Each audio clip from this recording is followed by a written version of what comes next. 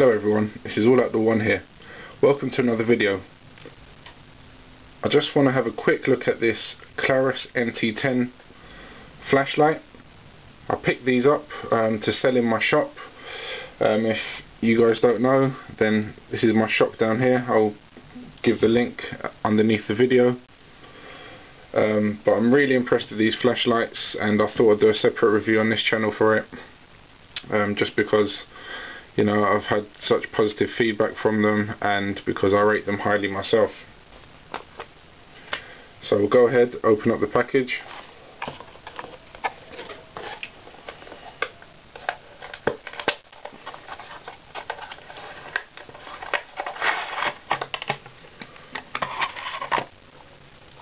So inside the box we get the flashlight itself, and also a nice quality sheath which sits on your belt or can be attached in other ways too.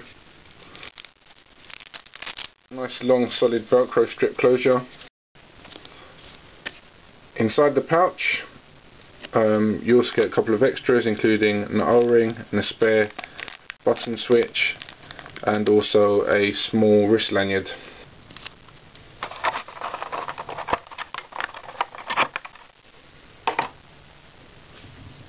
It's a nice compact little unit. It's just 93 centimeters in length by 25 millimeters in width at the head.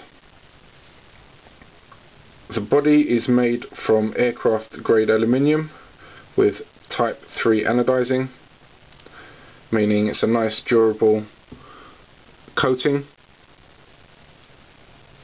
We have a Cree XPG R5 LED with a lifespan of approximately 50,000 hours, so should never need replacing.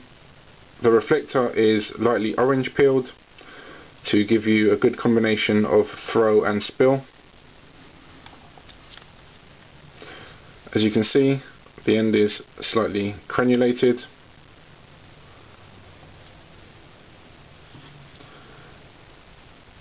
It's a very lightweight unit. Without batteries it weighs in at a mere 51 grams. So a very unobtrusive amount of weight to be carrying around with you.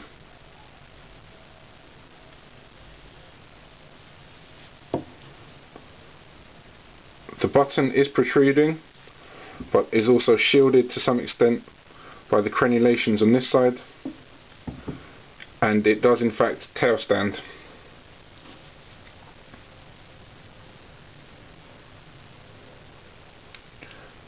For extra security, the flashlight can be locked out so as to prevent accidental activation in the pocket.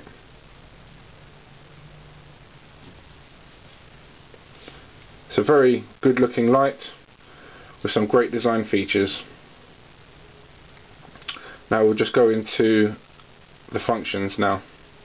Some people may say this is a negative, but to me, in the wilderness light, it's not a negative, but this does in fact run on a single CR123 lithium battery.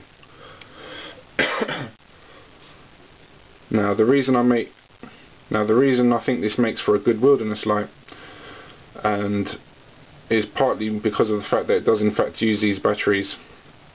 In my experience, when using standard AAA's or AA batteries in sub-zero temperatures, your runtime is dramatically reduced. So obviously this means that you have to potentially carry more batteries with you. So as a tank of power, as a source of power, I really do like using the lithium CR123s in my wilderness lights when I know it's going to be very cold. And I do actually bushcraft in environments where it does get down to about minus 25 to 30, or even colder sometimes. So to me, I have to always go with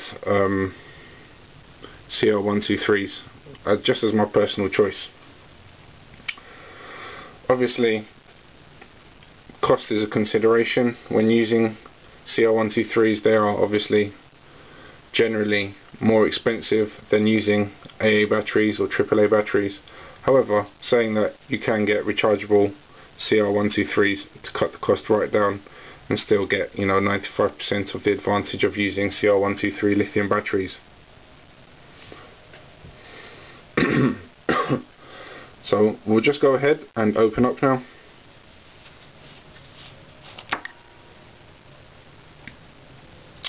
There is a reverse polarity protection in there, so the circuit doesn't get damaged in the case of when you put the battery the wrong way around. And as you can see, you have a good spring in there to give you some shock resistance.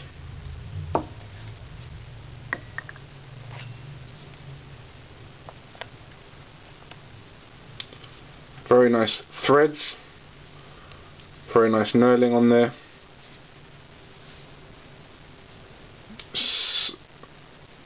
Slips smoothly into place. So now as to some of the functions that make this a truly versatile and useful wilderness light. Activation is very simple. Simply use the rear tail cap switch. Simply clicks into place for on. Also has momentary on without clicking fully into place, so can be used for signalling applications. The light always stays on in the last mode that you've had it on in, so basically it will remember your lighting level of preference. With the head fully tightened, the light is in general lighting mode. So in the normal lighting modes we have 3 levels of light available to us. The first mode is 13 lumens, and this is the setting that we're on now, and this has a runtime of 30 hours, which is a fairly good amount of light put and a fairly good runtime. To access the next mode, simply press the side switch once, and now this has gone into 120 lumen mode. This is easily bright enough to walk in a dark woodlands late at night and see the path clearly enough in front of you to be able to move at speed. This has a runtime of 2.8 hours, so nearly 3 hours at this level.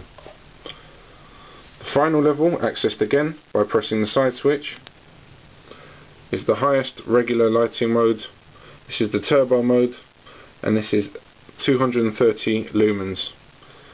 This has a really nice reach on it, approximately about 100 yard or 100 meter throw, enough to see a good amount of detail.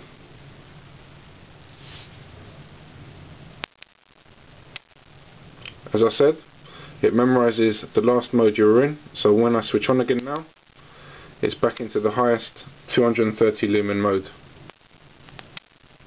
Now I've ramped down to the lowest setting.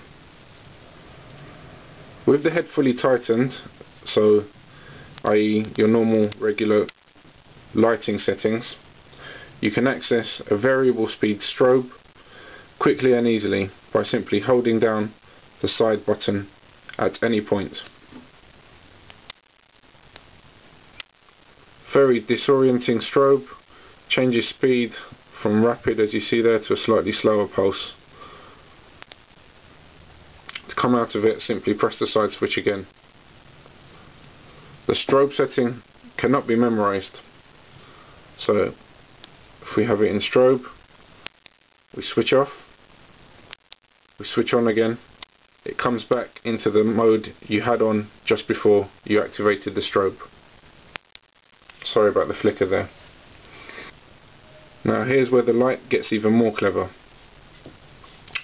So as you have it on, all you have to do is simply unscrew the head a third of a turn. Now what this has done now is access the SOS modes.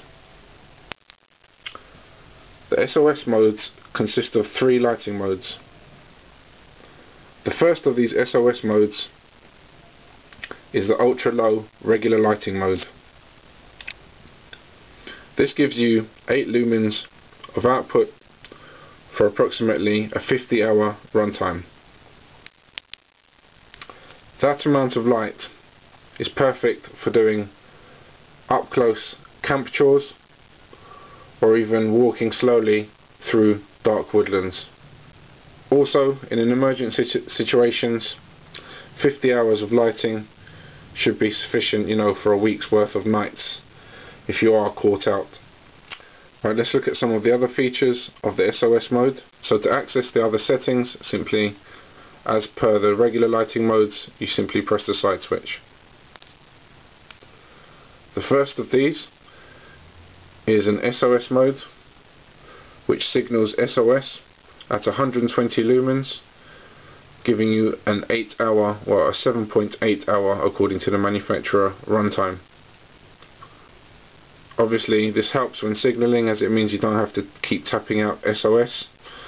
You can simply leave the torch be to do its thing whilst you attend to other matters. Obviously on a clear night this can be seen for many miles, especially by aircraft. Right, to access the next SOS mode, simply press the switch again.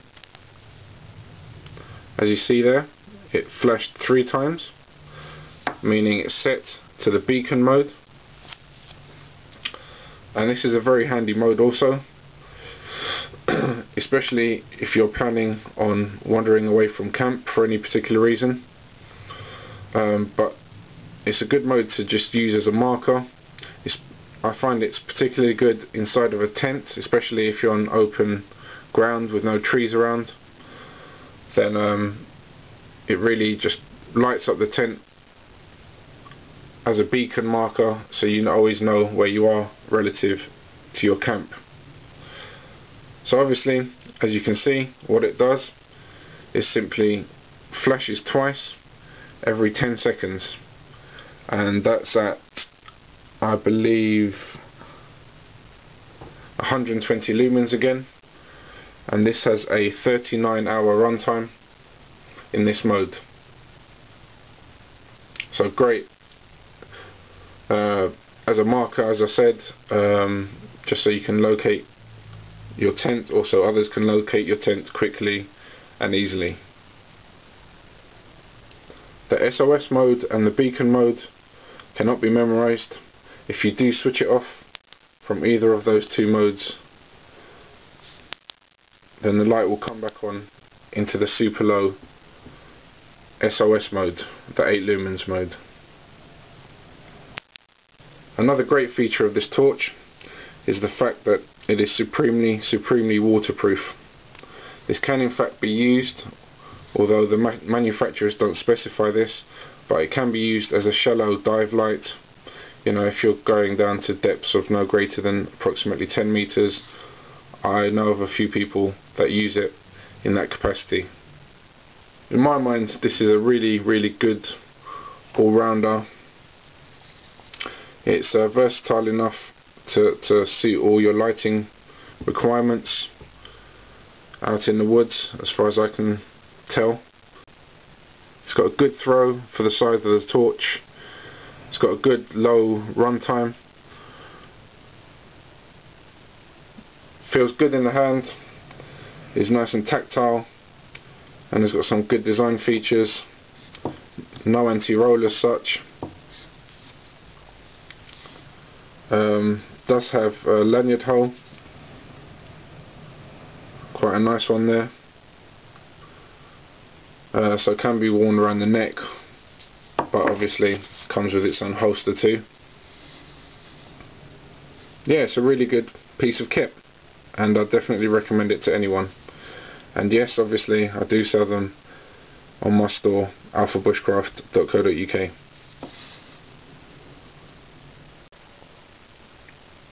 So that's the Klarus NT10.